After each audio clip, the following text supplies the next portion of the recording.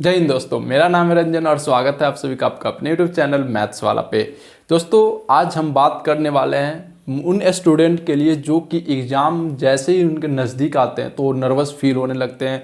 जैसे होता है ना कि एग्ज़ाम आपका बहुत नज़दीक आ गया हो, ठीक है, एग्ज़ाम का टाइम आ गया हो और आप क्या होते हो, नर्वस हो जाते हो। मतलब कुछ चीज़ आपके माइंड में नेगेटिव एनर्जी भर जाती है जिससे आप डिस्ट्रैक्ट हो जाते हो, क्या आप पढ़े हो क्या नहीं पढ़े हो, ये सब चीज़ मतलब आपके दिमाग में चलने लगती है। तो आज का टॉपिक है मेरे दोस्त कि don't feel nervous before exam. ठीक है, अब आप एग्ज़ाम से पहले आप नर्वस होते हो, ठीक है, तो आप नर्वस क्यों होते हो और नर्वस होने का रीज़न क्या होता है उस पर आज हम बात करने वाले हैं। ठीक है मेरे दोस्त, तो होता क्या है एक्चुअली में, मतलब आप जैसे ही आपका एग्ज़ाम नज़दीक आता है, ठीक है, तो बहुत सारे बच्चे जो पूरा प्रिपरेशन किए रहते हैं, प्रैक्टिस सेट स्टडी किए रहते हैं, तो उन बच्चों का होता क्या है कि उनका माइंड थोड़ा पॉजिटिव रहता है क्योंकि वो सारे कुछ जानते हैं कि कैसे कितना स्कोर करना है नहीं करना है।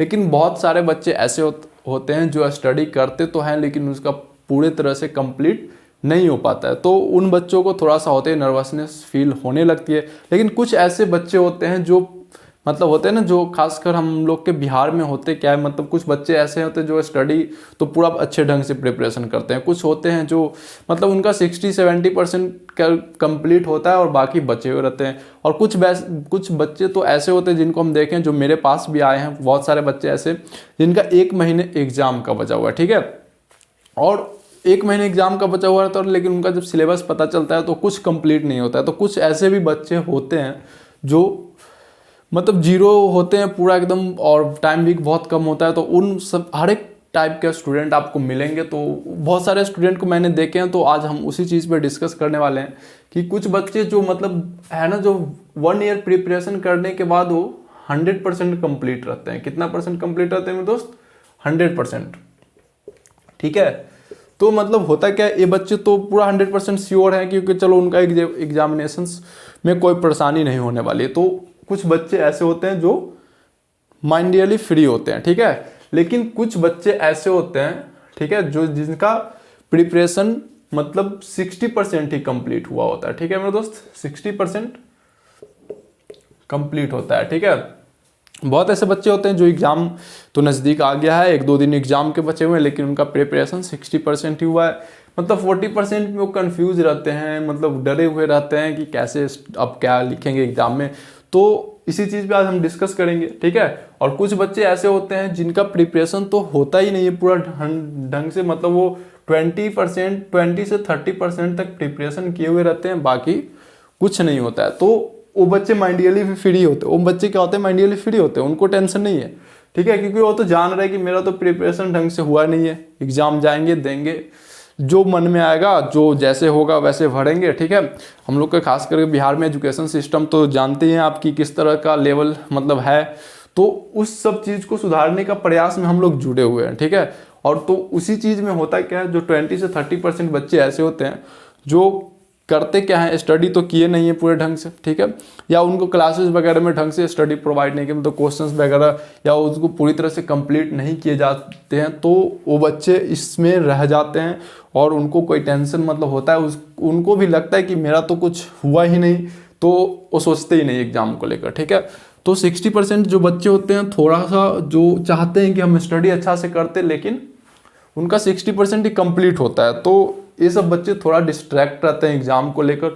तो हम अभी डिस्कस करेंगे मेरे दोस्त कि जिन बच्चों का 60% मतलब 60% ही कंप्लीट हुआ है, ठीक है मेरे दोस्त, तो अब आप अभी सोच कर क्या कर सकते हो, ये आपको सोचना है कि आपका अगर 60% प्रिपरेशन ही कंप्लीट हुआ है और आप अभी सोच रहे हो कि मेरा जो है अब एग्ज़ाम कैसा जाएगा, ये सब चीज़ सोच कर के आप क्या करोगे।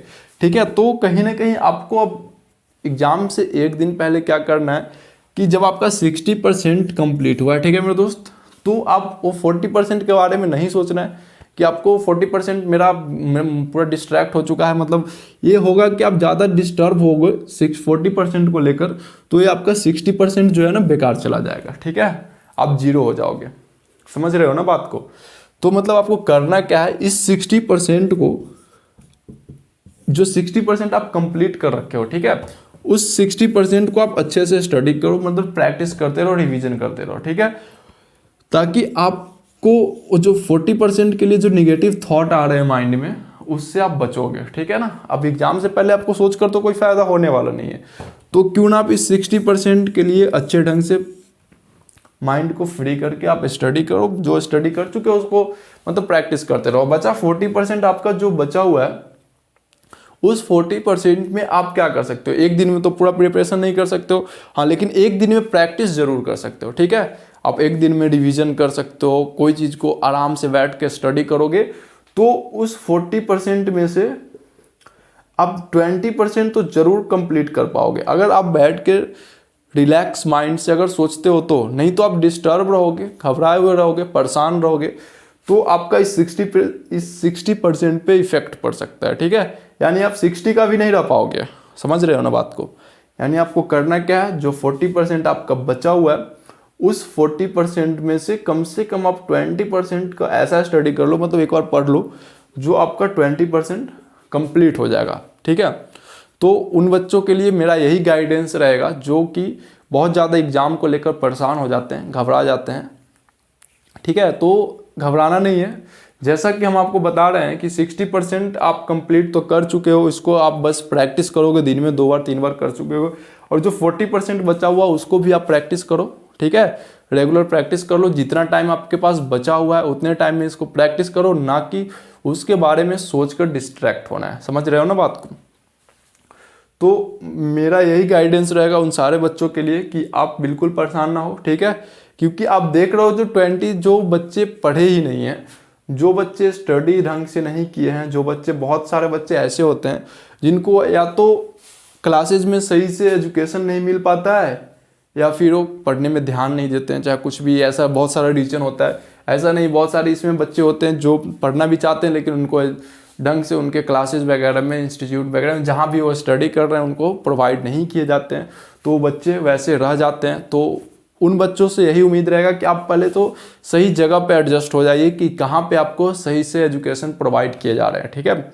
आपको कहाँ से अच्छी तैयारी की जा रही है, तो उस जगह से आप स्टडी करें। आपके पास बहुत सारा ऑप्शन है, आप ऑनलाइन क्लासेस ले सकते हो आज के ज़माने में। तो ऐसा नहीं है कि आप जहाँ जा रहे हो पढ़ने, वहाँ पे अगर आपको सही ढंग से, व्यवस्थित ढंग से एजुकेशन, व्यवस्थित ढंग से सिलेबस कंप्लीट नहीं किए जा रहे हैं, तो आपसे यही आग्रह है कि आप पहले तो अपना सही जगह का गाइडेंस चुनिए कि आपको कहाँ अच्छी तरह से पूरा सिलेबस कंप्लीट किए जा रहे हैं। या तो फिर ऑनलाइन क्लासेस वगैरह आप देखिए, आपको बहुत सारे ऐसे क्लासेस मिलेंगे जो आपको सिस्टमेटिक तरह से आपको सारे को सिलेबस कंप्लीट कराए जाते हैं। यहाँ तक कि आप मेरे चैनल पे आप जुड़ेंगे तो आपको भी यहाँ पे सिस्टमेटिक ढंग से सारे बोर्ड प्रिपरेशन करवाए जाएंगे, ठीक है। तो आपके पास बहुत सारा ऑप्शन है, आप घर पे भी रह के स्टडी कर सकते हो, या फिर आप क्लासेस ज्वाइन कर लो कहीं से भी जाके, लेकिन पढ़ना है, ठीक है। एग्जाम को लेकर स्ट्रेस नहीं होना है। आज का टॉपिक यही था कि don't feel nervous before exam. आपको एग्जाम से एक दिन पहले क्या होते हो, नर्वस हो जाते हो, तो ऐसा बिल्कुल नहीं होना है मेरे दोस्त, क्योंकि बिल्कुल जितना घबराओगे आप, सारा प्रिपरेशन आपका खराब हो जाएगा, बेकार चले जाएगा, ठीक है मेरे दोस्त।